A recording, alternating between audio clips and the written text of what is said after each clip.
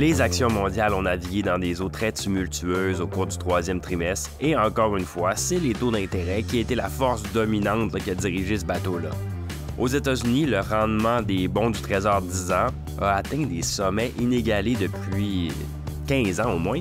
Et cette flambée-là n'a pas juste affecté les résultats des titres à revenus fixes, ça a également incité les investisseurs à réexaminer la valeur des actions, ce qui fait un peu écho à notre discussion de la semaine dernière dans ce balado. Dans ce contexte-là, sur le focus qui est mis sur les rendements obligataires, les marchés évaluent désormais les données économiques avec une mesure cruciale, leur impact potentiel sur les taux.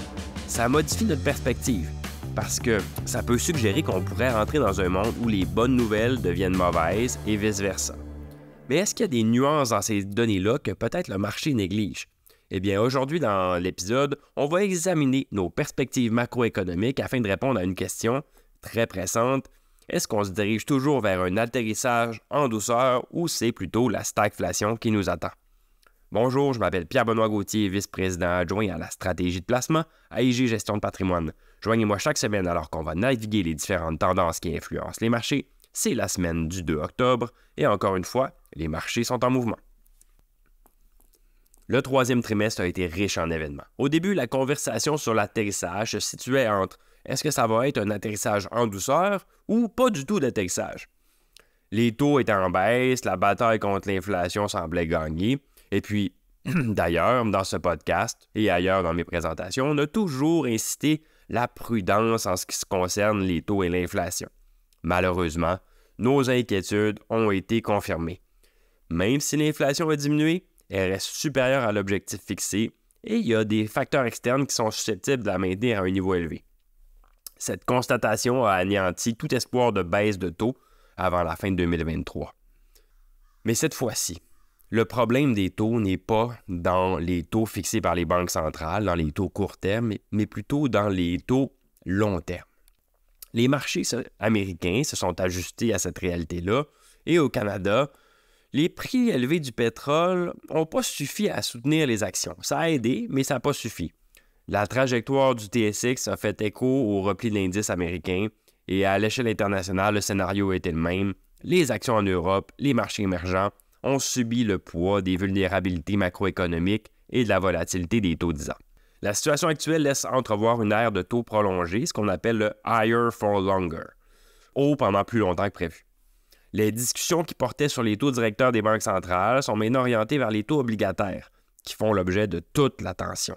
Ce changement-là, ça a fait un paradoxe, comme on mentionnait en intro, c'est-à-dire que les indicateurs économiques qui sont traditionnellement perçus comme étant de bonnes nouvelles sont désormais évalués par rapport à leur impact possible sur la direction des taux.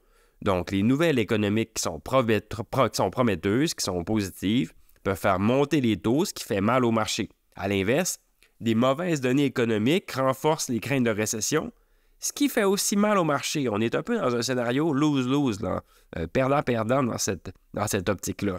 C'est une situation très particulière parce que, comme je le disais, les bonnes et les mauvaises nouvelles créent de la volatilité. Ça ne veut pas dire que la bourse descend tous les jours, mais ça veut dire que l'interprétation des nouvelles peut se faire sous un œil négatif, peu importe la direction de la nouvelle. Pourtant, les marchés ont tendance à exagérer, que ce soit dans l'euphorie ou dans le pessimisme. Souvenez-vous, au début de l'été, on venait d'avoir une faillite de banque américaine, les taux avaient largement chuté, mais les résultats des entreprises, la continuation de la consommation des citoyens, des consommateurs, faisaient croire qu'il n'y aurait pas de récession, que s'il y en avait une, ça serait très, très douce, et puis on avait une humeur très, très positive, un peu même euphorique.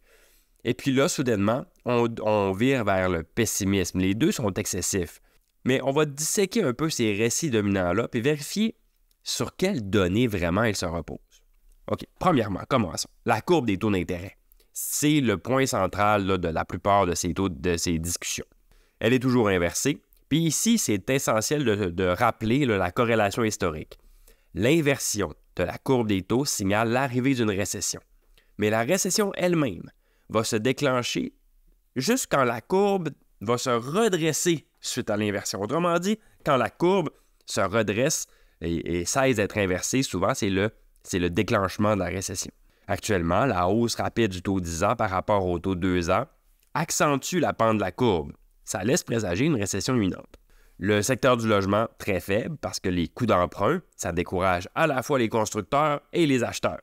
Il y a moins de vendeurs, les gens ne veulent pas déménager pour ne pas avoir à renégocier leurs hypothèques. Donc, ça réduit la quantité de maisons disponibles sur les marchés et ça a tendance à maintenir les prix.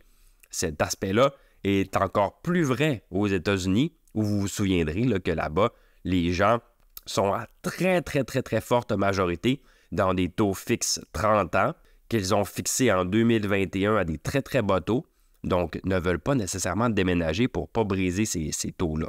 L'évolution de la facilité du crédit est également défavorable. Ça laisse présager des difficultés d'emprunt et moins d'abondance de prêts.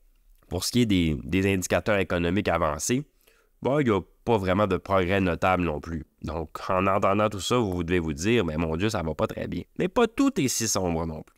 On a, d'un autre côté, l'industrie manufacturière qui montre des signes d'amélioration.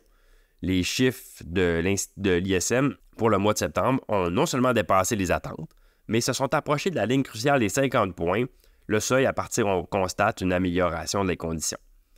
L'inflation, pour l'essentiel, est maîtrisée, mais un mot de prudence à cet égard-là, le pétrole pourrait introduire une certaine imprévisibilité là, au niveau de l'aspect inflationniste.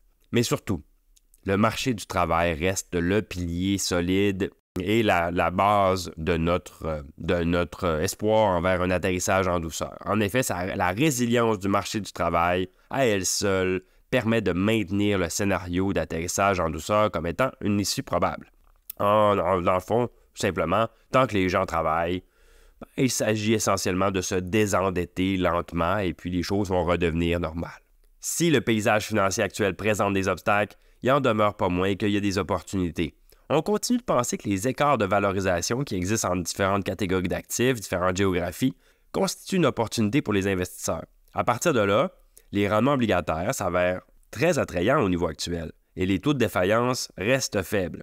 Bien sûr, on le sait, la classe d'actifs des revenus fixes a eu des performances atroces au cours des dernières années et la volatilité pourrait se poursuivre encore, mais cette fois-ci, la faiblesse des titres à revenus fixes est contrebalancée par des coupons élevés. Autrement dit, les pertes au niveau de la duration, les pertes en capital, sont compensées par des revenus de coupons qui sont plus forts qu'avant. Les titres à revenus fixes conservent leur capacité défensive en cas de récession, surtout si la récession était plus forte que prévu, et dans l'intervalle, ils nous payent bien. C'est pas une si mauvaise affaire. On pense que ça permet d'améliorer le profil risque-rendement pour l'avenir. Ça ne veut pas dire de vendre ses actions et d'aller en revenu fixe. Je vous le rappelle, je le dis à chaque semaine ou presque, c'est pas des décisions binaires. Mais ça fait tellement longtemps qu'on dit de privilégier les actions que c'est bien de rappeler que maintenant, le profil risque-rendement a changé un petit peu. Notre mantra pour l'année prochaine demeure un optimisme prudent. Mais il va falloir que nos gestionnaires fassent la chasse aux bonnes affaires et qu'on ait un choix judicieux en matière d'allocation d'actifs. En espérant que vous avez apprécié cet épisode, si c'est le cas, n'hésitez pas à le partager à vos collègues et amis et on se dit à la semaine prochaine.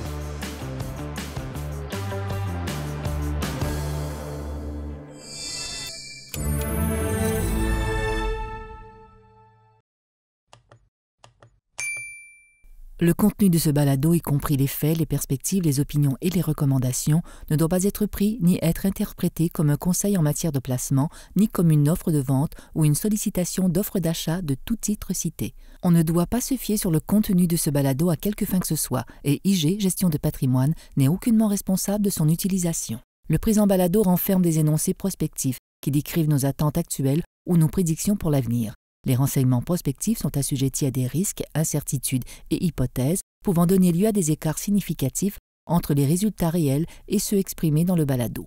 Nos opinions sont susceptibles d'être modifiées en fonction des conditions du marché. Les placements dans les fonds communs peuvent donner lieu à des commissions ainsi qu'à des frais.